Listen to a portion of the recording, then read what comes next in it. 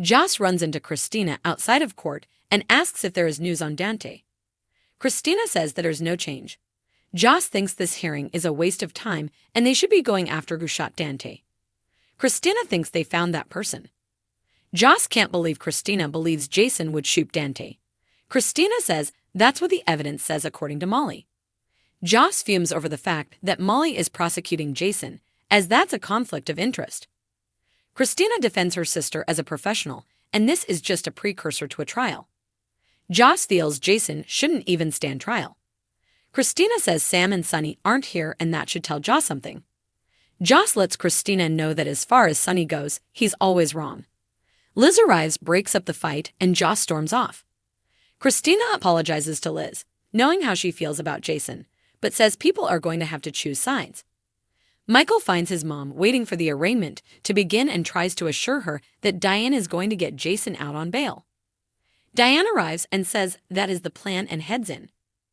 Carly asks Michael if there is a sign of Sonny. Michael says not yet. Alexis arrives to support Molly and hates that Robert left her with this case. Olivia and Drew arrive, and Carly tells Olivia it's good to see her.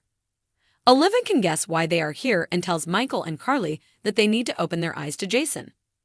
Drew calms Olivia down and pulls her aside. Carly tells Michael that Olivia just doesn't know Jason's side of the story, no one does. Carly sees a look in Michael's eyes. She asks what he's not telling her. He simply says not here. Joss joins her family and Nina arrives. Carly tells her Sonny isn't here if that's who she's looking for. Nina was, but also says she just wanted to thank Carly for helping Drew see the light, and now she's back at Crimson. Carly doesn't give a damn about the magazine right now and storms off.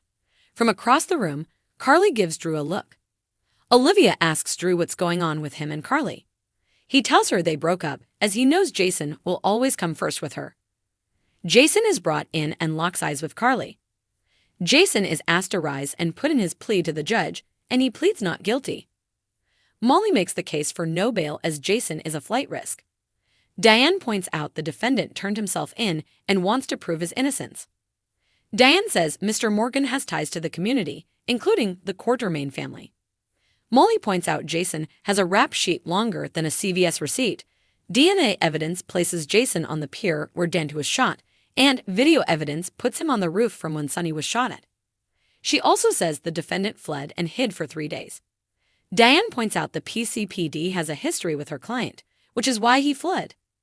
The judge knows about their history and sets bail for $5 million. The court is adjourned. Danny, who slipped in, then slips out, and Liz goes after him.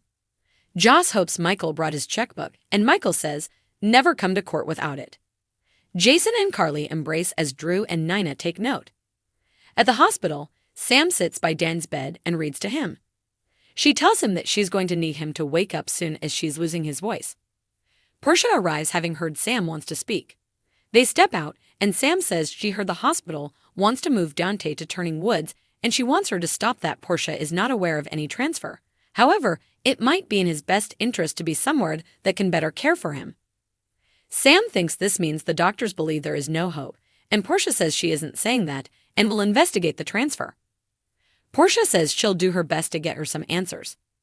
Sam returns to Dan's bedside and tells him that he's not going anywhere. Stella drops by to talk to Sam and apologizes to her about being blindsided with the news about the hospital wanting to transfer Dante.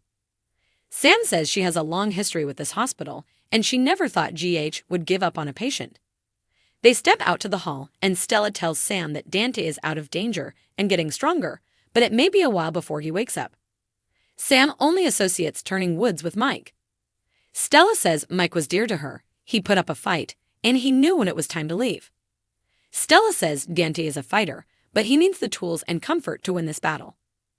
Turning Woods provides excellent care and a home-like environment. She also points out Sam hasn't exactly had a good night's sleep here because hospitals aren't restful. Sam gets her point, but sending Dante there feels like admitting defeat. Stella suggests he could wake up sooner once there. Sam says the other issue is that Dante's son Rocco's mother is in a long-term care facility too, and she doesn't want to put Rocco through the fear he's lost his father as well. They return to Dan's room, and Sam admits she falls for the guys who love danger, and Dante may be the most dangerous.